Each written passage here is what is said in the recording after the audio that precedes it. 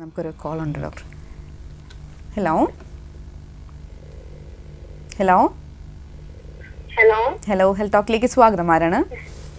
Hello, എന്റെ പേര് പാർവതി എന്നാണ്. എവിടെ നിന്നാണ് മാഡം? വർക്കല. ഡോക്ടറിനോട് ചോദിച്ചോളൂ. ഡോക്ടർ, എനിക്കിപ്പോ 2 ദിവസമായതേ ഉള്ളൂ ലാപ്രോസ്കോപ്പി കഴിഞ്ഞിട്ട്. അപ്പോഴേ ഡോക്ടർ പറഞ്ഞു ട്യൂബുലർ പ്രഗ്നൻസിക്ക് സാധ്യത കൂടുതലാണെന്ന്. അപ്പോൾ അതിനെന്തെങ്കിലും പ്രതിവിധി ഉണ്ടോ?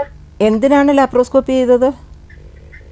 എനിക്ക് പ്രഗ്നന്റ് ആവുന്നില്ല, 23 വയസ്സായി. മെൻസസ് കറക്റ്റ് അല്ല, അതിന്റെ ഇതിനാണ് ലാപ്രോസ്കോപ്പി ചെയ്തത്. ഒരു കുട്ടി ഉണ്ടാകാൻ വേണ്ടിയിട്ടുള്ള അല്ലേ? കുട്ടി ഉണ്ടാവാൻ വേണ്ടിട്ട്. കല്യാണം കഴിഞ്ഞിട്ട് 5 വർഷമായി.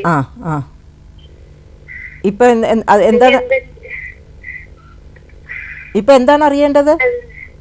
അത് എനിക്ക് ട്യൂബുലർ പ്രഗ്നൻസിക്ക് സാധ്യത കൂടുതലാണെന്ന് ഡോക്ടർ പറഞ്ഞു.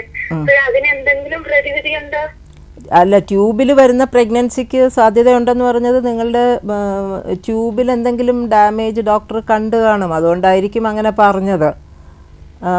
ഒരു സിസ്റ്റം ഉണ്ടെന്ന് പറഞ്ഞായിരുന്നു, അത് പിന്നെ നോക്കിയപ്പോ ഇല്ലാന്ന് പറഞ്ഞു. സിസ്റ്റ് ഉള്ളത് കൊണ്ട് ട്യൂബുലർ പ്രഗ്നൻസി ഒന്നും ഉണ്ടാവില്ല. ട്യൂബിൽ എന്തെങ്കിലും അബ്നോർമാലിറ്റി ആയിട്ട് വരികയാണെങ്കിൽ മാത്രമേ ട്യൂബിൽ ഹൈഡ്രോസാൽ അങ്ങനെ എന്തെങ്കിലും പ്രശ്നമായിട്ട് വരികയാണെങ്കിൽ അതിന് ട്യൂബിലെ പ്രഗ്നൻസിക്കുള്ള സാധ്യതയുള്ളൂ. അതിൻ്റെ ഡീറ്റെയിൽസ് ആയിട്ടുള്ളത് അറിയാതെ നമുക്കത് പറയാൻ പറ്റില്ല.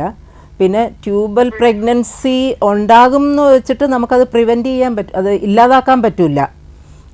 അത് അങ്ങനെ ആണെന്നുണ്ടെങ്കിൽ പീരീഡ് മിസ് ചെയ്യുമ്പോൾ നമ്മൾ വളരെ ഏർലി ആയിട്ട് കണ്ടുപിടിച്ച് ആ ട്യൂബ് റപ്ചർ ചെയ്യാതെ നോക്കുക എന്നുള്ളതല്ലാതെ ഒരു ട്യൂബൽ പ്രഗ്നൻസി നമുക്ക് പ്രിവെൻറ്റ് ചെയ്യാൻ പറ്റില്ല. പറഞ്ഞ മനസ്സിലായോ? അപ്പോൾ പീരീഡ് മിസ് അങ്ങനെ ഒരു പറഞ്ഞ സ്ഥിതിക്ക് പീരീഡ് മിസ് ചെയ്യുമ്പോൾ തന്നെ ഡോക്ടറെ കണ്ടിട്ട് പ്രഗ്നൻസി ആണോ എന്ന് നോക്കിയിട്ട് അൾട്രാസൗണ്ട് ചെയ്തിട്ട് ലാപ്രോസ്കോപ്പി ചെയ്താൽ അല്ലെങ്കിൽ ട്യൂബ് സേവ് ചെയ്യാൻ പറ്റും. ഏർലി ഡിറ്റക്ഷൻ അത് മാത്രമേ പറ്റുള്ളൂ. Thank you ma'am, thanks for calling. Doctor, നമ്മളിപ്പം ഇതിൻ്റെ ട്രീറ്റ്മെൻറ്റ് സൈഡ് പറഞ്ഞു.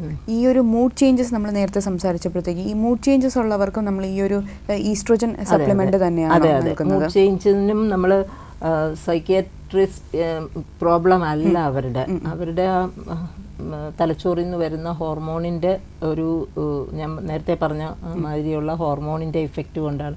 ആ ഹോർമോൺ വരുന്നത് തന്നെ ഈ ഈസ്ട്രോജൻ്റെ ലെവൽ കുറയുന്നതുകൊണ്ടാണ്. അപ്പോൾ ഈ ഈസ്ട്രോജൻ്റെ ലെവൽ കുറയുന്നതുകൊണ്ട് തന്നെ നമ്മളിപ്പം ഓർമ്മക്കുറവുണ്ടാകാം. പിന്നെ നമ്മൾ ഈ കോൺസെൻട്രേറ്റ് ചെയ്യാനുള്ള ഒരു കപ്പാസിറ്റി കാണില്ല. പിന്നെ നമ്മൾക്കൊന്നും ഒരു ഇനീഷ്യേറ്റീവ് എടുക്കാനുള്ള ഒരു എല്ലാത്തിനും ഒരു ആത്മവിശ്വാസമില്ലായ്മ, അങ്ങനെ ഒരു പ്രശ്നം. ഇതിനെല്ലാം നമ്മൾ ഈസ്ട്രോജൻ ചെറിയ ഡോസിൽ ഈസ്ട്രോജൻ കൊടുക്കുമ്പോൾ അതെല്ലാം മാറിക്കോളും. പിന്നെ നമ്മൾ അറിയേണ്ട എന്താണെന്ന് വെച്ചാൽ യൂട്രസ് ഉള്ളവർക്കാണ് ഇത് കൊടുക്കുന്നതെങ്കിൽ നമ്മൾ പ്രൊജസ്ട്രോൺ എന്നുള്ള ഹോർമോൺ കൂടെ കൊടുക്കണം, അല്ലെങ്കിൽ യൂട്രൈൻ ക്യാൻസർ ഉണ്ടാകാനുള്ള സാധ്യത കൂടുതലാണ്. അപ്പോൾ ഏത് പ്രൊജസ്ട്രോൺ ആണ് അതിൻ്റെ ഏറ്റവും ലോവസ്റ്റ് ആയിട്ടുള്ള ലെവലിൽ അതും കൂടെ കൊടുത്താൽ ഇവർക്ക് സിംറ്റംസ് എല്ലാം മാറിക്കിട്ടും. ഡോക്ടർ, ഇത് കഴിഞ്ഞിട്ട് നമ്മൾ ആദ്യം പറഞ്ഞു ബ്ലീഡിങ്ങിൻ്റെ കാര്യം പറഞ്ഞു. ഇപ്പോൾ ഓവറായിട്ട് ബ്ലീഡിങ് ഉള്ളവർ, ഈ ഓവർ ബ്ലീഡിങ് ഉള്ള പേഷ്യൻസിന് നമ്മൾ എന്ത് ട്രീറ്റ്മെൻറ്റാണ് സജസ്റ്റ് ചെയ്യുക? കൂടുതലായിട്ട് ബ്ലീഡിങ് ഉള്ളവർക്ക് അവർക്ക് മുഴകളും അങ്ങനത്തെ ഇതൊന്നും ഇല്ല എന്ന് നമ്മൾ റൂൾ ഔട്ട് ചെയ്യണം.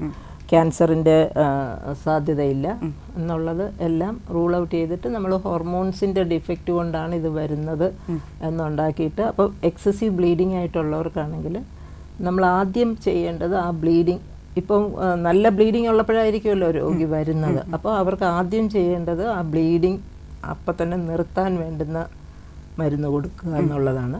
അത് കഴിഞ്ഞിട്ട് ആ ബ്ലീഡിങ് പെട്ടെന്ന് നിർത്തിയിട്ട് പിന്നെ അവർക്ക് വേണ്ടുന്ന എന്താണെന്ന് വെച്ചാൽ അടുത്ത പീരീഡ് കൃത്യമായിട്ട് വരണം, റെഗുലറായിട്ട് വരണം. വരുമ്പോൾ അതിനുള്ള പിന്നെ കറക്റ്റ് ഡേറ്റിന് വരണം, ആ ഫ്ലോ നോർമലാകണം. ഇതാണ് അതിൻ്റെ എയിം. അപ്പോൾ ആദ്യം നമ്മൾ സ്റ്റോപ്പ് ചെയ്യാനുള്ള ബ്ലീഡിങ് കൊടുത്തിട്ട് പിന്നെ അടുത്ത സൈക്കിള് റെഗുലറാക്കാനും ഫ്ലോ കുറയ്ക്കാനുമുള്ള അതും ഹോർമോണൽ പിൽസ് തന്നെ ആയിരിക്കും, അത് കൊടുക്കും. അപ്പോൾ അവർക്കത് ശരിയാകും. ഡോക്ടർ ഇപ്പോൾ നമ്മൾ മെനോപോസ് എന്ന് പറഞ്ഞു. ഈ മെനോപോസ് തന്നെ വളരെ മുൻപ്, അതായത് നമ്മളൊരു ടൈം പീരീഡ് പറയുമല്ലോ, ഇന്ന ഏജിലാണ് സാധാരണ സ്ത്രീകളിൽ ഒരു മെനോപോസ് ഉണ്ടാവുന്നതെന്ന്. അപ്പം അതിന് വളരെ മുൻപായിട്ട് മെനോപോസ് ഉണ്ടായി കഴിഞ്ഞാൽ അതിനെന്തെങ്കിലും പ്രശ്നങ്ങൾ ഉണ്ടാവാറുണ്ടോ? ഇപ്പം നമ്മൾ സാധാരണ മെനോപോസ് എന്ന് പറയുന്നത് ഒരു റിട്രോസ്പെക്റ്റീവായിട്ട് ഒരു പീരീഡ് നിന്ന് കഴിഞ്ഞ് 12 മാസം പീരീഡ് നിന്ന് കഴിയുമ്പോഴാണ് നമ്മൾ മെനോപോസ് ആയി എന്ന് പറയുന്നത്. 40 വയസ്സിന് മുകളിലുള്ള ആളുകളെയാണ് മെനോപോസ് ആയി. 40 വയസ്സും കഴിഞ്ഞു, 12 മാസം പീരീഡ് ഇല്ല, അപ്പോൾ നമ്മൾ മെനോപോസ് ആയി എന്ന് പറയും. ഇപ്പോൾ രാഗേന്ദു ചോദിച്ചത് നേരത്തെ മെനോപോസാണ്. അപ്പോൾ അതിൻ്റെ അർത്ഥം 40 വയസ്സിന് മുമ്പിൽ, അപ്പോൾ അതിന് പല കാരണങ്ങളുണ്ടാകാം അങ്ങനെ പീരീഡ് നേരത്തെ ആകുന്നവർക്ക്, പീരീഡ് നിൽക്കുന്നവർക്ക്. അപ്പോൾ ഈ ഹോർമോണിൻ്റെ ഇഫക്റ്റ് അവർക്ക് കുറച്ച് കൂടുതലായിരിക്കും. ഈസ്ട്രജൻ പെട്ടെന്ന് നിൽക്കുന്നത് കൊണ്ടുള്ള ഇഫക്റ്റ് അവർക്ക് വളരെ കൂടുതലായിരിക്കും. അപ്പോൾ അവർക്ക് ഏത് പ്രായത്തിലാണെങ്കിലും നമ്മൾ ഈസ്ട്രജൻ റീപ്ലേസ്മെൻറ്റ് കൊടുക്കണം. ചില കുട്ടികൾക്കൊരു പിന്നെ 3-4 പീരീഡ്സ് വന്നു കഴിഞ്ഞിട്ട് പിന്നെ പീരീഡ് ഒരിക്കലും വരാറാവും, യങ് കുട്ടികൾക്ക് തന്നെ. അപ്പോൾ അങ്ങനെയുള്ളവർക്ക് അവരുടെ ബോൺ ഗ്രോത്ത് ഒക്കെ നമ്മൾ ഈസ്ട്രജൻ കൊടുത്ത് ബോൺ ഗ്രോത്ത് നേരെയാക്കണം, അല്ലെങ്കിൽ സ്റ്റാൻഡേർഡ് ഗ്രോത്ത് ആയി പോകും. അപ്പോൾ അങ്ങനെ ചെയ്തിട്ട് അവരുടെ ഏജ് അനുസരിച്ചിട്ട് നമ്മളതനുസരിച്ച് ട്രീറ്റ്മെൻറ്റ് കൊടുക്കും. അപ്പോൾ എന്തായാലും ഡോക്ടർ, നമ്മുടെ ഇന്നത്തെ എപ്പിസോഡിൻ്റെ സമയം ഇവിടെ അവസാനിക്കുകയാണ്. വളരെ ഇമ്പോർട്ടൻ്റ് ആയിട്ടുള്ള ടോപ്പിക്കും ഒരുപാട് പേർക്ക് ഒരുപാട് പ്രശ്നങ്ങളും ഉള്ള ഒരു ടോപ്പിക്കാണ് നമ്മളിന്ന് സംസാരിച്ചത്.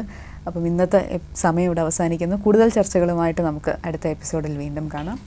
ഹെൽത്ത് ടോക്കിൻ്റെ ഇന്നത്തെ എപ്പിസോഡ് ഇവിടെ പൂർണ്ണമാകുന്നു. എല്ലാ പ്രേക്ഷകർക്കും ക്രിസ്മസ് ആശംസകൾ. വീണ്ടും അടുത്ത ആഴ്ച കാണാം. നന്ദി, നമസ്കാരം.